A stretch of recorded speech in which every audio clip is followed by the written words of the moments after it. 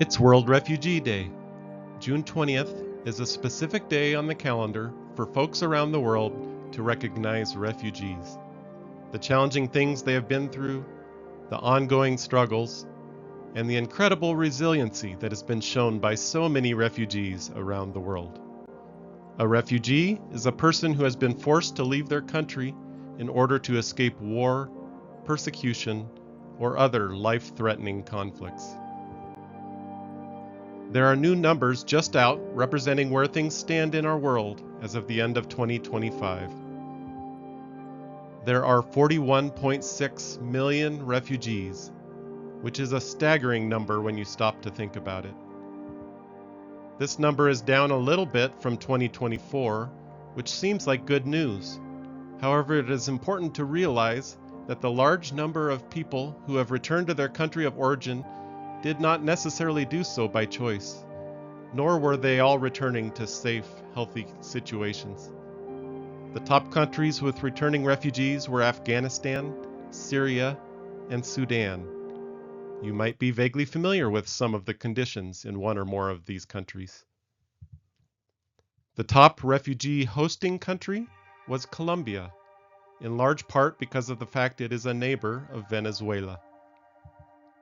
The top country in terms of refugees resettled in 2025, allowing more permanent residents, was Canada, followed by Australia.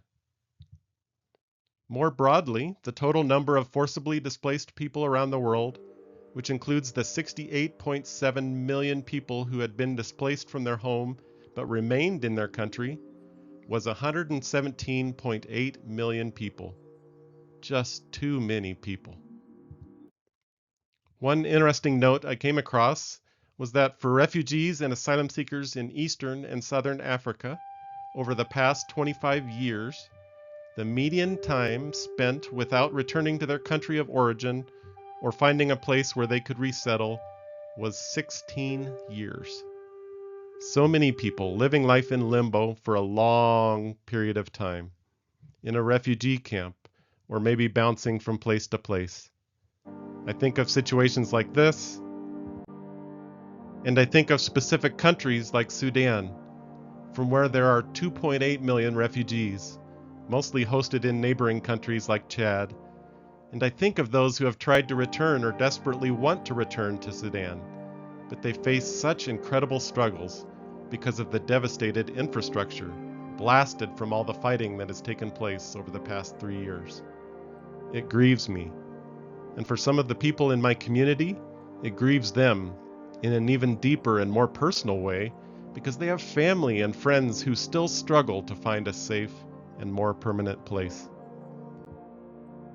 The journey of a typical refugee involves tragic loss and usually some support to help stabilize after that tragic loss. The Bible teaches over and over to not forget the stranger, the foreigner, the sojourner, the refugee, because this support can make all the difference as they stabilize and hopefully begin the challenging process of recovery, often made difficult by things like a new place, new culture, and new language. But the resiliency and outcome can be so positive as they build community, establish faith practices, build their capacity once again so they can contribute in the community where they are. Let's remember, honor, and befriend the refugees and other displaced people in our communities.